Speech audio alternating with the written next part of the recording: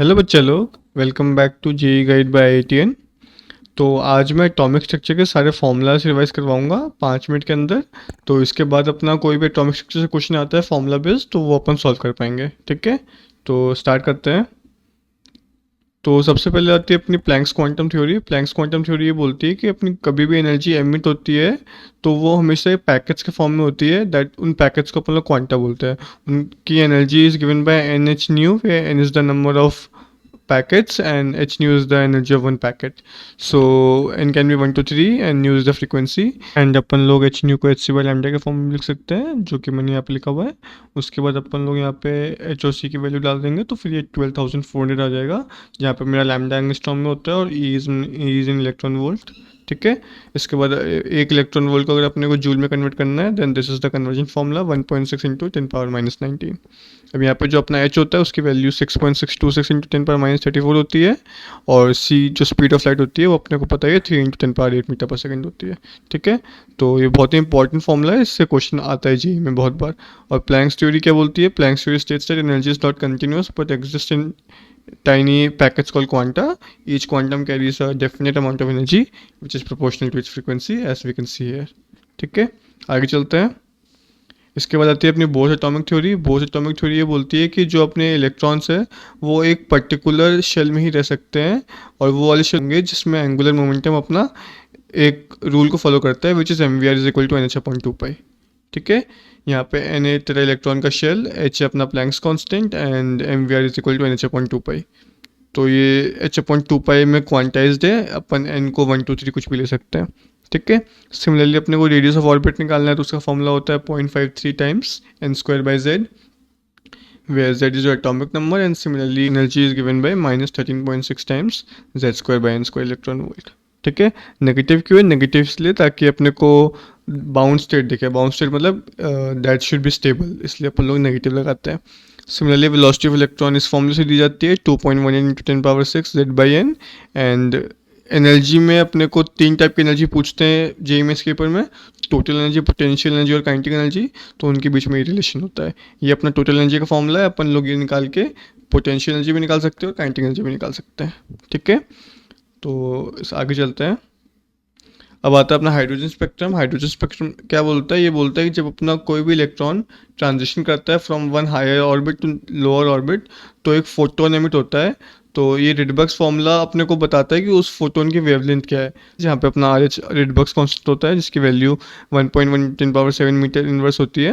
और N1 और N2 मेरे एनर्जी लेवल्स हैं। N1 लोअर एनर्जी लेवल है और N2 हायर एनर्जी लेवल है। ठीक है, और अगर अपने को नंबर ऑफ स्पेक्ट्रल लाइन्स निकालनी है कि कितने number of spectral lines possible है बिटवीन टू लेवल्स, तो उसका फॉर्मूला होता है n इंटू n+1/2, जहाँ पे जो मेरा n है that is difference between energy levels N2 - N1। ठीक है, ये ग्राफ अपन ने देखा ही होगा। अगर अपना n इक्वल टू 1 पे आ रहा है तो उसको लाइमन सीरीज बोलते हैं, n इक्वल टू 2 पे आ रहा है फाइनल ट्रांजिशन होकर उसको बामर बोलते हैं, n इक्वल टू 3 पे पास्चन, n इक्वल टू 4 पे bracket, P fund and so on. ठीक है, आगे चलते हैं। अब de Broglie hypothesis. De Broglie hypothesis ये बोलती है कि जो अपना लाइट है that can exist in either particle form और वेव फॉर्म। तो हर एक चीज़ यूनिवर्स में पार्टिकल और वेव दोनों फॉर्म में एग्जिस्ट कर सकती है। तो अपन लोग पार्टिकल की एनर्जी को इक्वेट करते हैं विद वेव एनर्जी, तो अपने को ये फॉर्मूला मिलता है lambda is equal to H/mv। Similarly इसको मैं काइनेटिक एनर्जी के फॉर्म में भी लिख सकता हूँ, like H/√2mke, where k is my kinetic energy. And similarly potential के फॉर्म में भी लिख सकता हूँ, lambda is equal to H/√2mqv, where q is my charge and v is the potential. ठीक है, आगे चलते हैं। अब इसके बाद आता है हाइसेनबर्ग्स अनसर्टेनिटी प्रिंसिपल। ये बोलता है कि अपना कोई भी अपन किसी भी टाइम पे पोजीशन और मोमेंटम एक साथ डिटरमाइन नहीं कर सकते, ये पॉसिबल ही नहीं है। तो उसके लिए फॉर्मूला होता है कि delta x into delta p, जो डिफरेंस है that should be greater and equal to H/4π। And similarly energy और टाइम में भी रिलेशन होता है। अपन अगर कोई भी क्वेश्चन सॉल्व करेंगे ना जेईई मेंस में, अगर अपने को पूछेंगे तो अपन यहाँ पे इक्वल टू रख के सॉल्व कर लेंगे, वहाँ से अपने को वो जो न्यूमेरिकल वैल्यू है उसका आइडिया मिल जाएगा। बेसिक कॉन्सेप्ट ये है कि पोजीशन और मोमेंटम किसी भी ऑब्जेक्ट का साथ में डिटरमाइन नहीं हो सकता, there would always be some kind of uncertainty. इसके बाद आता है अपना photo electric effect. Photo electric effect क्या होता है? फोटो इलेक्ट्रिक इफेक्ट होता है कि जब आपके किसी भी मेटल पे बाहर से रेडिएशन गिरता है तो उससे इलेक्ट्रॉन्स एमिट होते हैं। तो जो आपकी इंसिडेंट एनर्जी है उसमें कुछ पार्ट तो इलेक्ट्रॉन्स को सरफेस तक लाने में चला जाता है, जिसको अपन लोग वर्क फंक्शन बोलते हैं, और बाकी जितनी एनर्जी बचती है that is emitted in form of kinetic energy of electrons. तो ये एच न्यू मेरी इंसिडेंट एनर्जी है, size my work function, and this is my kinetic energy जो मेरे एमिटेड इलेक्ट्रॉन्स की काइनेटिक एनर्जी है। ठीक है, तो इसको मैं इस फॉर्म में लिख सकता हूँ, size equal to h into nu not. Nu not होता है मेरा थ्रेशोल्ड फ्रीक्वेंसी, ये वो फ्रीक्वेंसी है जो मेरे को इलेक्ट्रॉन्स को सरफेस तक लाने के लिए लगती है, ये वो एनर्जी है वर्क फंक्शन वाली। ठीक है, तो kinetic energy max is half m v max square, जो कि इलेक्ट्रॉन की मैक्सिमम वेलोसिटी हो सकती है, और इसको मैं इस फॉर्म में भी लिख सकता हूँ कि E V not is equal to K max, where V not is my stopping potential, मतलब वो पोटेंशियल जिसके बाद से मेरा इलेक्ट्रॉन एमिट होता है वर्क फंक्शन को ओवरकम करने के बाद। ठीक है, आगे चलते हैं।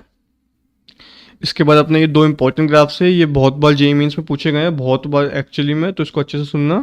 जो मेरे इलेक्ट्रॉन का करंट होता है जो एमिट होता है that is directly proportional to the intensity of the incident light. तो इंटेंसिटी के डायरेक्टली प्रोपोर्शनल होता है, तो वो ऐसे जाता है। सिमिलरली जो मेरा काइनेटिक एनर्जी होती है एमिटेड इलेक्ट्रॉन की that is directly proportional, but उसके लिए पहले उसको वर्क फंक्शन ओवरकम करना पड़ता है। तो this is my work function which is given by H into nu not. उसके बाद ये क्या बोलते हैं, डायरेक्टली प्रोपोर्शनल होता है to my frequency of incident radiation. This is kinetic energy of emitted electron. ठीक है, आगे चलते हैं। इसके बाद अपने क्वांटम नंबर्स आ जाते हैं। 4 क्वांटम नंबर्स होते हैं। First is principal quantum number अपना शेल बताता है which is given by n. It can be 1 2 3 4, जिसको अपन लोग के एल एम एन से डिनोट करते हैं। फिर नंबर ऑफ ऑर्बिटल्स किसी भी शेल में एन स्क्वायर होते हैं, number of electrons 2 n square होते हैं। फिर आता है अपना एजिमुथल क्वांटम नंबर जो अपना सबशेल डिनोट करता है। किसी भी सबशेल में 12+1 नंबर ऑफ ऑर्बिटल्स होते हैं और नंबर ऑफ इलेक्ट्रॉन्स इसके डबल होते हैं। एसपीडीएफ जो अपन लोग बोलते हैं ना, that is nothing but your azimuthal quantum number. L equal to 0 is s, l equal to 1 is p, and so on. ठीक है, फिर एक n+l रूल आता है जिसको अपन लोग ऑफ बाउ प्रिंसिपल भी बोलते हैं। ये बताता है कि जब भी अपना n+l जैसे जैसे बढ़ता जाएगा वैसे वैसे मेरी एनर्जी बढ़ती जाएगी। So the orbital with lower n+l value is filled first and then उसके बाद का। और जब भी किसी भी ऑर्बिटल की n+l वैल्यू सेम होगी then we will fill in order of increasing n value, मतलब लोअर n को पहले भरेंगे उसके बाद हायर n को भरेंगे। This is the order of increasing energy. ठीक है, लाइक 3D में n+l 5 है और 4s में n+l 4 है, इसलिए अपन लोग 4s को 3D के पहले बढ़ते हैं, जबकि ये 4 है और ये 3 है फिर भी, क्योंकि यहाँ पे n+l कम होता है। ठीक है, ये ऑफ बाउ प्रिंसिपल है। ये मेरे दो नंबर हो गए। इसके बाद अपन लोग आगे चलते हैं। इसके बाद मेरा आता है magnetic quantum number that is from -l to +l। मतलब जैसे कि l अगर मेरा 1 हो गया तो it would go from -1 0 and 1 px py pz। 3 orbitals होंगे मेरे मैग्नेटिक क्वांटम नंबर में। फिर अपना स्पिन क्वांटम नंबर आता है, सबसे इजी इलेक्ट्रॉन की स्पिन है। It can be in 2 form, +½ और -½ अपोजिट होते हैं एक दूसरे के। ठीक है, फिर ये कुछ जनरल फॉर्मूलाज है। Number of nodes is given bye n-1। इसमें number of angular nodes l होते हैं, तो बच्चे कितने n-l-1 that is my radial nodes. फिर एंगुलर मोमेंटम निकालने के लिए दो एंगुलर मोमेंटम पूछते हैं अपने को जेईई मेंस में, एक ऑर्बिटल एक स्पिन। ऑर्बिटल के लिए ये फॉर्मूला होता है l into l+1 into h/2π। h/2π इस अंडर रूट के बाहर है, हमेशा ध्यान रखना। सिमिलरली स्पिन में होता है s into s+1 into h/2π। s को अपन लोग लिखते हैं n/2। n होता है अपना नंबर ऑफ अनपेड इलेक्ट्रॉन्स। अगर एक इलेक्ट्रॉन है तो n मेरा 1 हो जाएगा, तो वो सिंपली अपना हाफ ही हो जाएगा। अगर नंबर ऑफ अनपेड इलेक्ट्रॉन्स 1 से ज़्यादा है then s is equal to n/2। ठीक है, आगे चलते हैं। तो अपना ये यहीं पे ख़त्म होता है। फिर यहाँ पे मैंने 2 प्रैक्टिस प्रॉब्लम्स दिए, इसको अपन लोग सॉल्व कर सकते हैं। ये इनका मैंने सॉल्यूशन भी दिया हुआ है। ये दोनों प्रैक्टिस प्रॉब्लम अपनी जो अपन ने अभी फॉर्मूलाज देखे उससे सॉल्व हो जाएगी। ये पूरी PDF मैं अपने टेलीग्राम चैनल पे डाल दूंगा, तो डिस्क्रिप्शन से जाके अपन लोग टेलीग्राम चैनल पे ये PDF ले लेंगे।